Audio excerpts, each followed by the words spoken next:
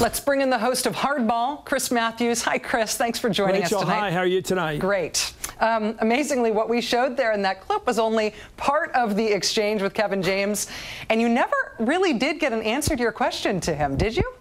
Well, 24 times I asked him what he was talking about, and he couldn't tell me. I mean, these words like, appeasement and Munich and sellout and cut and run, you got to be real careful about the historic references. You can't just say things.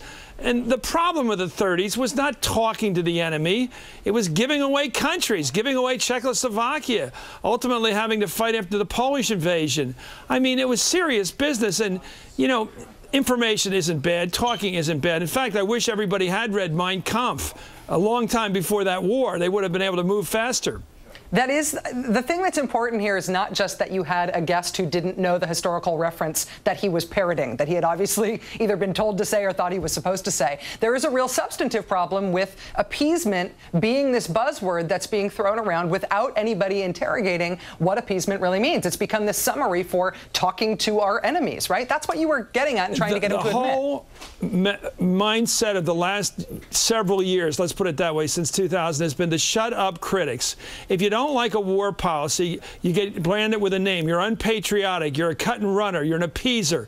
You can't argue politics in America anymore. You can't question power, because if you question it, you're going to be drummed out of acceptable society. You're going to be called an appeaser. These magic words are used for one purpose: to shut you up so that they can proceed with the policy. And I think that's a real problem. I just was at Washington U today, Rachel, and I made the point that in a society like ours, arguing over policy, arguing over what our role should be in the world, shouldn't be unpatriotic or seen as unpatriotic. In most cases, it should be seen as the essence of patriotism, giving a damn about our policy, what it ought to be, arguing, standing up and having a real debate. We didn't have that when we went to war in Iraq. You know, some of it's the media's fault. Some of it's just that people were intimidated out of challenging this president and his war policy. Well, and I think Chris, we're better off with a hot debate, I think. Do you think that this is something new? Do you think this is something specific to our current contemporaneous politics, that we've got these sort of buzzwords and bumper sticker slogans, whether it's appeasement or fighting them over there so we don't fight them over here, or they hate our freedom? Any of these terms, are they designed to be repeated and not to be interrogated? Well, just look at the way people are basically exterminated or try to be exterminated. Bill Maher makes a comment which may not have been the right comment, but he was making a point he was trying to make about stand-back weaponry compared to people killing themselves. You can argue about the niceties of that. The Dixie Chicks say something about the war, and they shouldn't have said it overseas, but they said it. The shutting up of opposition is critical to running a country in an undemocratic way. Let's put it that way. And so you have buzzwords like appeasers or cut and run, and they're used over and over again by the most mindless people. And the trouble with them is they tend to work. The ditto heads can use them. Anybody can use them, and they seem to have the same effect. They cause people to run.